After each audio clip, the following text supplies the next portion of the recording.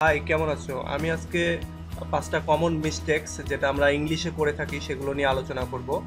তো চলো শুরু করা যাক। যে মিস্টেকগুলো নিয়ে আলোচনা করব সেগুলো হলো প্রথমেই পোয়েম ভার্সাস পোয়েট্রি, এই বিষয়টা নিয়ে। এই দুইটা ওয়ার্ড আমরা কিভাবে ইউজ করি সেটার উপরে। হি has written a nice poetry, এই সেন্টেন্সটাতে পোয়েট্রি ব্যবহার করাটা, অর্থাৎ এই শব্দটা ব্যবহার করা এখানে ঠিক না বেঠিক একটু চিন্তা করো। 5 সেকেন্ড।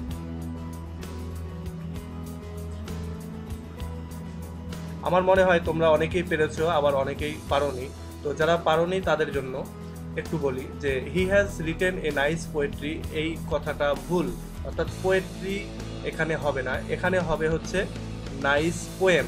অর্থাৎ হি has written a nice poem, অথবা এটা হতে পারে হি has written a nice piece of poetry. কেন এটা হলো, অর্থাৎ কেন পোয়েম হলো না এবং কেন পোয়েট্রি হলো না এই জায়গাগুলোতে, সেটার কারণ হচ্ছে পোয়েট্রি একটা আনকাউন্টেবল নাউন, অন্যদিকে পোয়েম হচ্ছে একটা কাউন্টেবল নাউন। অর্থাৎ পোয়েট্রি হয় হচ্ছে কতকগুলো পোয়েমের সমষ্টি, অন্যদিকে পোয়েম হলো একটা কবিতা। অর্থাৎ অনেকগুলো কবিতার যখন সমষ্টি এক জায়গায় হয় বা অনেকগুলো কবিতা মিলিয়ে হয় হচ্ছে পোয়েট্রি বা একটা কালেকশন। কিন্তু একটা পোয়েম নিয়ে একটা পোয়েম, এবং এই জন্য এটাকে আমরা পোয়েমটা গুনতে পারি কিন্তু পোয়েট্রিটা গুনতে পারি না। কাউন্টেবল আনকাউন্টেবল কি, যে নাউনগুলো গোনা যায় না, যেমন চাল ডাল পানি, এগুলো গোনা যায় না, এগুলো আনকাউন্টেবল নাউন।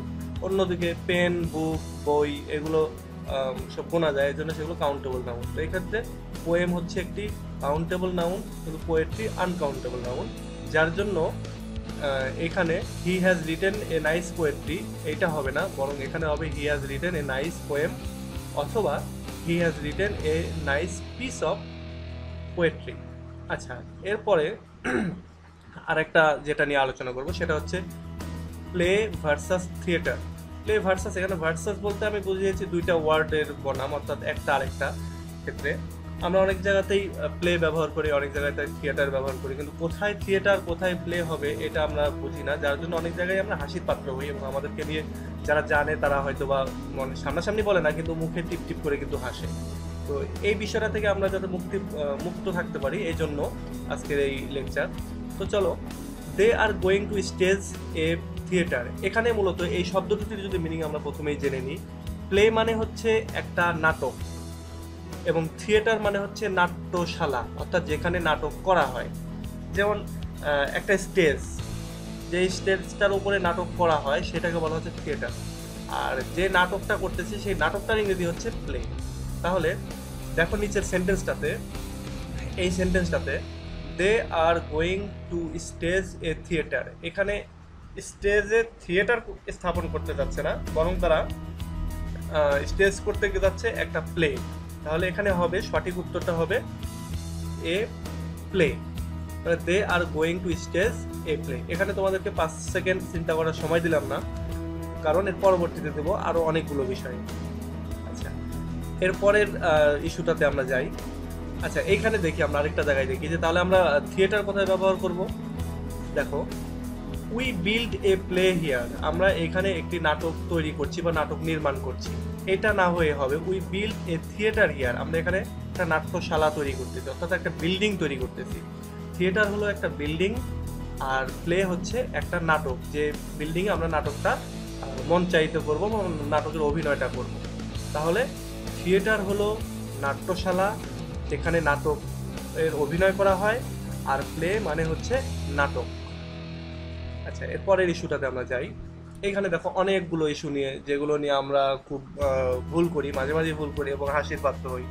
যেমন এইগুলো সবগুলো শব্দের অর্থ যদি আমাদের জানি তাহলে আর এগুলো ভুল হবে না। যেমন ম্যান, ম্যান মানে মানুষ, সেটা পুরুষ মানুষ অথবা ছেলে মেয়ে দুটাই হতে পারে, কিন্তু এবং এই ম্যান হচ্ছে সিঙ্গুলার অর্থাৎ একজন।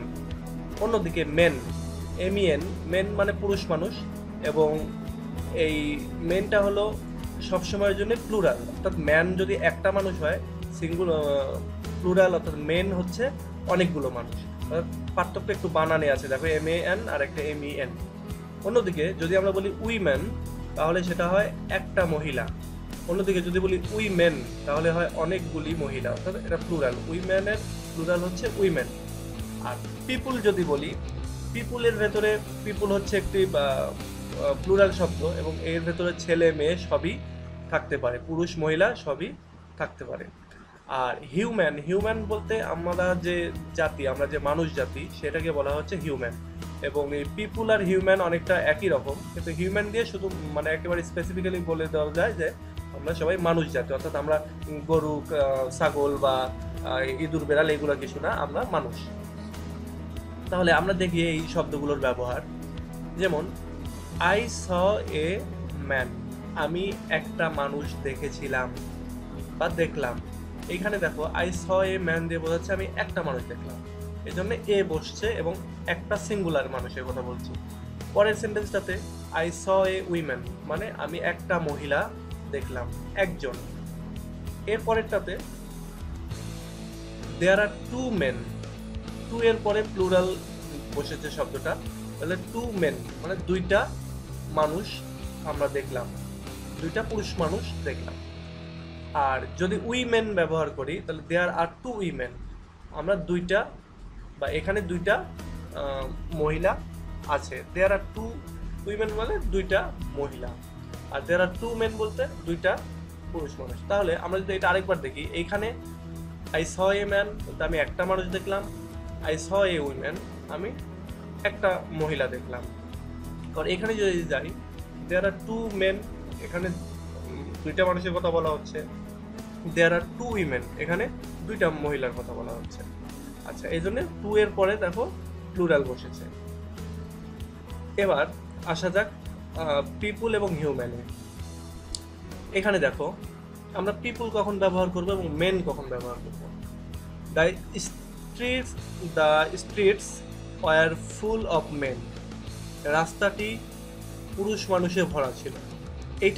এইটা একটি ভুল সেন্টেন্স, কেননা রাস্তায় পুরুষ এবং মহিলা সবাই থাকতে পারে, এই জন্য হবে এখানে জনগণ বা people. The streets were full of people, অর্থাৎ এই রাস্তাটা জনগণ দ্বারা পরিপূর্ণ ছিল। কিন্তু এইখানটা ওপরের সেন্টেন্সে বলা হয়েছে শুধুমাত্র পুরুষ মানুষের পূর্ণ ছিল, কিন্তু আসলে কি তাই? তা না, এখানে হবে পুরুষ এবং মহিলা উভয়ই, এর জন্য বলা হয়েছে পিপুল। আচ্ছা, পরের ইস্যুতে যাই। আর হিউম্যান কখন ব্যবহার করবে? হিউম্যান সাপোজ আমরা যদি আমাদের পরিচয় দিতে যাই কোথাও, তাহলে উই আর হিউম্যান। সাপোজ ধরো আমরা এলিয়েনদের দেশে চলে গেলাম, এলিয়েনদের দেশে চলে গিয়ে এলিয়েনদের সাথে হাত মিলাচ্ছি এবং বলছি উই আর হিউম্যান, আমরা মানুষ জাতি, তোমরা এলিয়েন এবং আমরা মানুষ জাতি। ওইখানে গিয়ে যদি তুমি বলো ম্যান উইম্যান, এগুলো কিন্তু তারা বুঝবে না। এক কথা আমাদেরকে ওখানে আমাদের নিজেদেরকে পরিচয় দিতে হলে বলতে হবে আমরা মানুষ জাতি। আচ্ছা, একটু ফান করলাম। এরপরে আসি আর একটা ইস্যুতে, সেটা হচ্ছে প্রাইস ভার্সাস কস্ট, অর্থাৎ আমরা কোথায় প্রাইস বসাবো আর কোথায় কস্ট বসাবো, বা প্রাইসের মানে কি বা কস্টের মানে কি। একটু ক্লিয়ার করি। প্রাইস মানে হলো দাম, অর্থাৎ কোনো কিছুর দামকে বলা হচ্ছে প্রাইস। আর কস্ট হচ্ছে খরচ, অর্থাৎ কত খরচ হয় বা কত কি, এই বিষয়গুলো। অর্থাৎ প্রাইস মানে দাম এবং কস্ট মানে খরচ, শাব্দিক অর্থ। তাহলে এখানে একটি সেন্টেন্স আমি লিখেছি, সেটা হচ্ছে what is the cost of this book. এই সেন্টেন্সটার কস্টটা কি সঠিক? একটু চিন্তা করো 5 সেকেন্ড। আচ্ছা, অনেকেই হয়তো পেরেছো। এখানে মূলত কস্ট এই শব্দটা ব্যবহার করলে সেন্টেন্সের অর্থটা আসে না।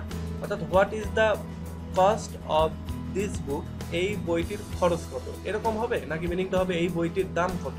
তাহলে দাম যদি হতে হয় তাহলে আমাদেরকে বসাইতে হবে প্রাইস, অর্থাৎ what is the price of this book, এই বইটির দাম কত।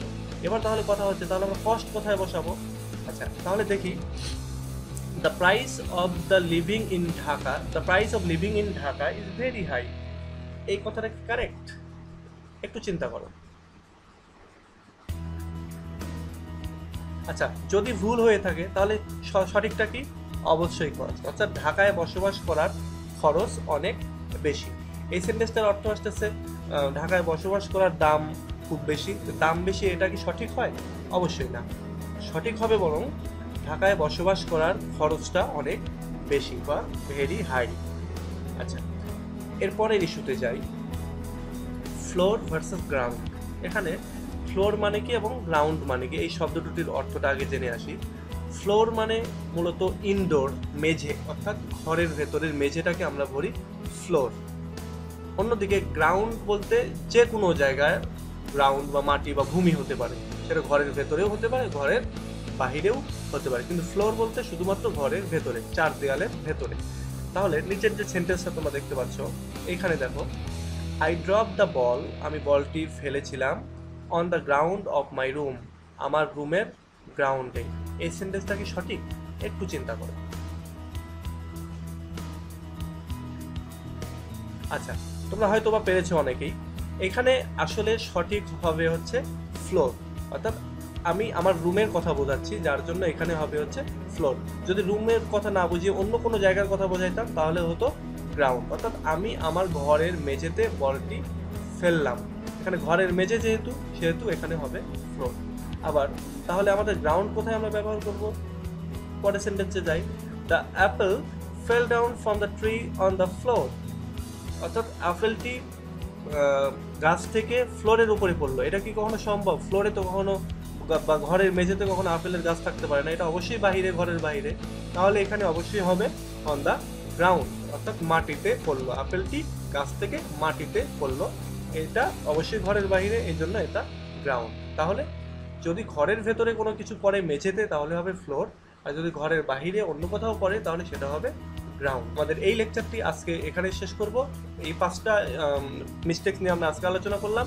পরবর্তীতে আমরা আরও মিস্টেক্স নিয়ে আলোচনা করব, এবং এটা আমি একটা সিরিজ টিউটোরিয়াল বানাবো, অর্থাৎ একের পর এক আসবে, এবং এটা আজকে তার প্রথম পার্ট। তো পরেরটার জন্য অপেক্ষা করো, আর যদি ভালো লাগে তাহলে সাবস্ক্রাইব করো আমাদের চ্যানেলে নতুন নতুন আপডেট পেতে। তো টিল দেন, আল্লাহ হাফেজ।